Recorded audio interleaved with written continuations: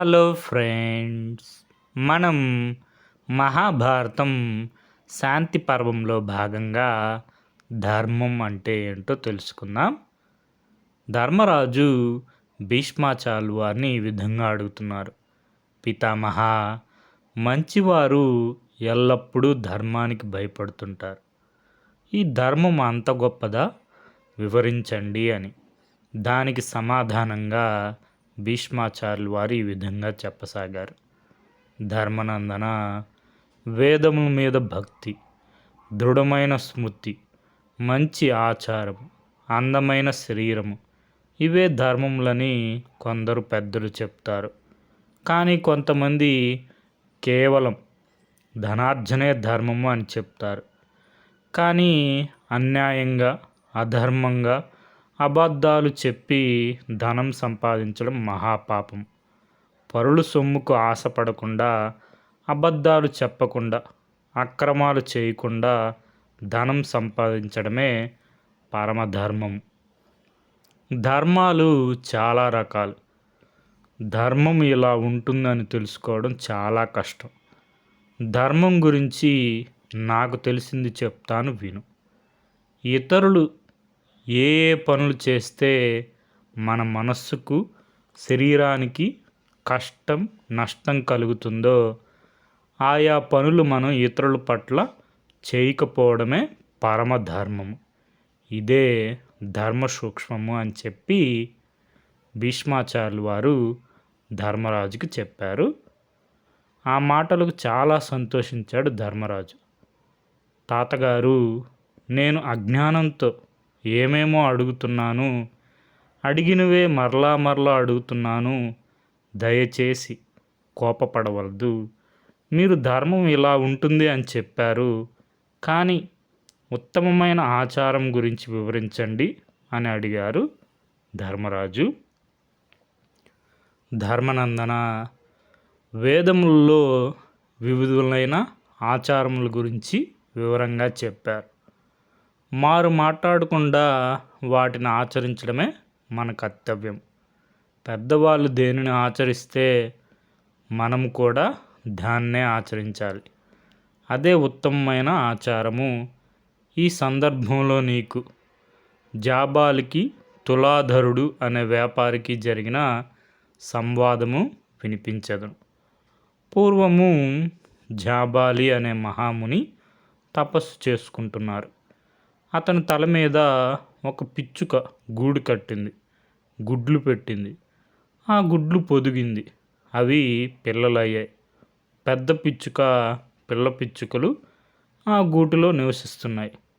జాబాలి మునికి ఆ విషయం తెలిసిన వాటిని తరిమివేయకుండా భరిస్తున్నాడు. తనలో తానే, ఆహా, నా వంటి ధర్మనిష్ఠాపరుడు ఎక్కడైనా ఉంటాడా అని తనను తానే మెచ్చుకున్నాడు.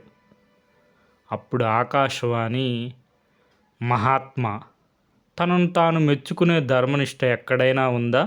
నీకంటే ధర్మనిష్ఠాపరుడైన తులాధరుడు కూడా ఇలా ఎప్పుడూ మాట్లాడలేదు, ఇంక నీవెంత అని ఎగతాళి చేసింది. ఆ మాటలకు ఆశ్చర్యపోయాడు జాబాలి. ఆ తులాధరుడు ఎక్కడ ఉన్నాడు? నేను అతన్ని కలవాలి అన్నాడు.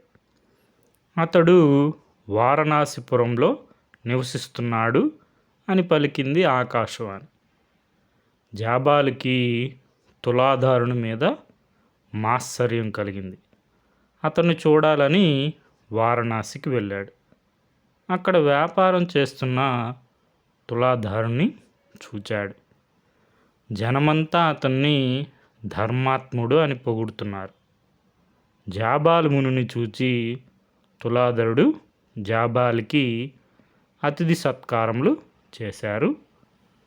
మహానుభావ, మీ తల మీద పిచ్చుకలు గూళ్ళు పెట్టినా కూడా చలించకుండా హాయిగా తిరుగుతున్న మీరు జితేంద్రియులు, చాలా గౌరవింపతగ్గవారు అని అన్నాడు.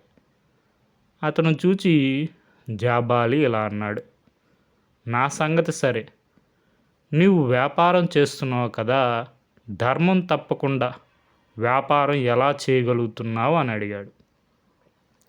అయ్యా, నేను వస్తువులు కొనడంలోనూ అమ్మడంలోనూ ఎలాంటి మోసములకు పాల్పడను. కొద్ది లాభంతోనే తృప్తి పడతాను. నాకు లాభం వచ్చినా నష్టం వచ్చినా సంతోషించను, బాధపడను. నా మనసు ఎల్లప్పుడూ మట్టి బిడ్డను బంగారపు ముద్దను సమాన దృష్టితో చూస్తుంది. నేను ఎవ్వరిని పొగడను, తిట్టను. నన్ను నేను పొగుడుకోను, ఇతరులను హింసించను. సాటి జీవులు యందు దయ కలిగి ఉంటాను. ఎల్లప్పుడూ సత్యమనే మాట్లాడతాను.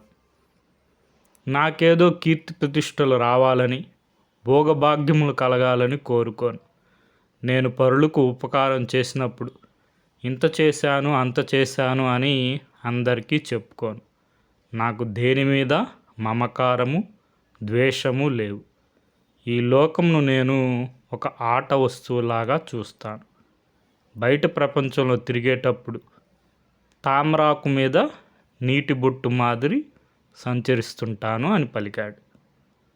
తులాధార, నీవు నీ మాటలలో యజ్ఞములు, యాగములు, తపస్సు మొదలగు ధర్మముల గురించి మాట్లాడలేదు. వేద విధులంతా వీటిని సత్కర్మలు అంటారు కదా, మరి నీ దృష్టిలో ఇవన్నీ ఆచరించదగ్గ కర్మలు కావా అని అడిగాడు. మహానుభావ, ఈ యజ్ఞములు, యాగములు, తపస్సులు ఏవేవో కోరికలు తీరడం కోసం అహంకారంతో, కోరికలతో చేస్తారు. అందుకని వాటి వల్ల ప్రయోజనం లేదని నా నమ్మకం. కాబట్టి దేవతలు వాటిని మెచ్చరు అని నా భావన. ఈ యజ్ఞయాగముల వల్ల మరలా పుట్టడం, మరలా చావడం తప్ప వేరు ప్రయోజనం ఏమీ లేదు కదా. ఎవరైతే సత్యమనే ఒక యజ్ఞముగా పాటిస్తూ నిత్య తృప్తుడై ఉంటాడో అతనికి శాశ్వత ఆనందం కలుగుతుంది అని నా నమ్మకం అని అన్నాడు తులాధారుడు. తులాధార, నీవు కర్మలు వదలకుండా చేస్తున్నావు కదా, దానికి కారణమేమి అని అడిగాడు. దానికి తులాధారుడు ఇలా బదులు చెప్పారు. ఎవరు సతతము ధర్మమునే ఆచరిస్తుంటారో, ఎవరు ధర్మంతో చెలిమి చేస్తారో, ఎవరు నిష్కల్మష హృదయంతో కర్మలు చేస్తుంటారో అతనికి కర్మలు ఆచరించకపోతే ఎలాంటి ఆనందం కలుగుతుందో అలాంటి ఆనందం కలుగుతుంది. అన్ని నగరాలు పుణ్యక్షేత్రాలే, అన్ని నదులు పుణ్యనదులే. నిష్కల్మష హృదయంతో ఉన్నవారికి అన్నీ పవిత్రమైనవే. ఈ పనిని నేను చేయాలి కాబట్టి నేను చేస్తున్నాను. ఫలితం భగవంతుడికి అర్పిస్తున్నాను అని కర్మలు చేసేవారికి ఏ దోషము అంటదు. కానీ ఫలితం ఆశించి చేసే కర్మలకు దోషం అంటకుండా ఎలా ఉంటుంది? ఇది నాకు తెలిసిన ధర్మం. ఇది సరైన ధర్మమో కాదో మనం సజ్జనులను అడిగి తెలుసుకుందాం. కానీ నీవు ఇన్నాళ్ళు తండ్రి వలె పెంచి పోషిస్తున్న ఆ పిచ్చుకలు హాయిగా ఎగురుతున్నాయి, వాటిని పిలిచి లాలించండి అని అన్నారు. అప్పుడు జాబాలి ఆ పిచ్చుకలను తన దగ్గరకు రమ్మని పిలిచారు. అవి అతని దగ్గరకు రాలేదు. ఆకాశంలో ఎగురుతూ ఇలా అన్నాయి. ఓ మునీంద్ర, మేము ధర్మదేవత దూతలము. ధర్మదేవత పంపగా నిన్ను పరీక్షించడానికి వచ్చాము. మీకు కలిగిన సందేహమును మేము తీరుస్తాము. ఎవరి మనసులో ఇతరులు ఎడల ద్వేషము, మాత్సర్యము ఉంటుందో అతనికి ఇతరులతో తగువులాడాలని కోరిక ఉంటుంది. దాని వలన హింస ఏర్పడుతుంది. కాబట్టి మునీశ్వరులు తమ తమ మనసులో నుండి ద్వేషము, మాత్సర్యము తీసివేయాలి. స్పర్ధ ధర్మాన్ని నాశనం చేస్తుంది. ధర్మం నశిస్తే మనిషి నాశనం అవుతాడు. కాబట్టి మానవుడు స్పర్ధను వదిలిపెట్టాలి. సత్వగుణము వలన శ్రద్ధ పుడుతుంది. శ్రద్ధ ఉన్నవారు తాను తెలుసుకోదగిన దాన్ని తెలుసుకుంటారు. కాబట్టి ప్రతి మనిషికి శ్రద్ధ ముఖ్యము. శ్రద్ధ లేని తపస్సు, శ్రద్ధ లేని యజ్ఞయాగము నిష్ఫలములు. కాబట్టి శ్రద్ధ అన్నిటికన్నా ముఖ్యం. శ్రద్ధ ధనము వంటిది. మన మనస్సును చెడుదారిలో పోకుండా కాపాడుతుంది. శ్రద్ధ అనేది జీవాత్మ యొక్క ప్రసన్నతత్వము. యాగము చేయుటకు శ్రద్ధ, శుచిత్వము ముఖ్యము. శ్రద్ధ లేని శుచిత్వము, శుచిత్వము లేని శ్రద్ధ రెండు సమానమే. ఇదే విషయాన్ని బ్రహ్మదేవుడు దేవతలతో ఇలా చెప్పారు. శ్రద్ధ కలవారు ఉత్తములు. అతని చేతి భోజనము అత్యంత శ్రేష్టమైనది. వడ్డీకి ధనం అప్పుగా ఇచ్చి ఆ వడ్డీతో జీవిస్తూ దాన ధర్మాలు చేసేవారు, వేదాంగములు అభ్యసించిన లోబి అయిన వారు ఇద్దరూ సమానమే. అందులో యాగ సమయంలో దాన ధర్మములు చేసేవారు అధికుడు. శ్రద్ధ లేని వాడికి దానం చేయాలనే బుద్ధి పుట్టదు.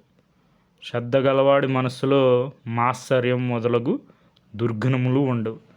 అందుకని శ్రద్ధ కలవాడే శ్రేష్ఠుడు అని బ్రహ్మదేవుడు చెప్పారు అని ఆ పిచ్చుకలు జాబాలితో చెప్పాయి.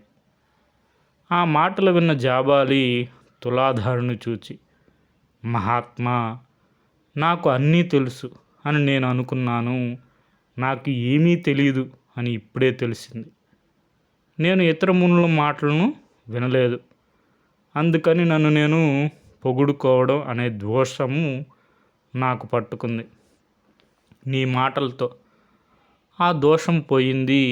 ఇంక నేను ప్రశాంత చిత్తంతో జీవిస్తాను అని పలికారు జాబాలి. ఓ మహాత్మా, ఎవ్వరికైనా స్వధర్మను ఆచరించడం కన్నా పరమధర్మం వేరొకటి లేదు అని చెప్పారు తులాధరుడు. తర్వాత జాబాలి అతని వద్ద నుండి సెలవు తీసుకొని వెళ్ళిపోయారు. ధర్మనందన, వింటివి కదా తులాధారుని మాటలు. వాటిలోని ధర్మ సూక్ష్మను గ్రహించి ఆచరించు అని పలికారు భీష్మాచార్యులు వారు ధర్మరాజుతో. ఇది మనకి మహాభారతం శాంతి పర్వము పంచమ ఆశ్వాసంలో భాగంగా జాబాలి తులాధారుని యొక్క సంవాదం. ఓకే ఫ్రెండ్స్, దీనికి మూలం మహాభారతం. తెలుగు అనుసరణ కవిత్రయం పాదరేణువు మొదలి వెంకట సుబ్రహ్మణ్యం గారు. Thank you for watching.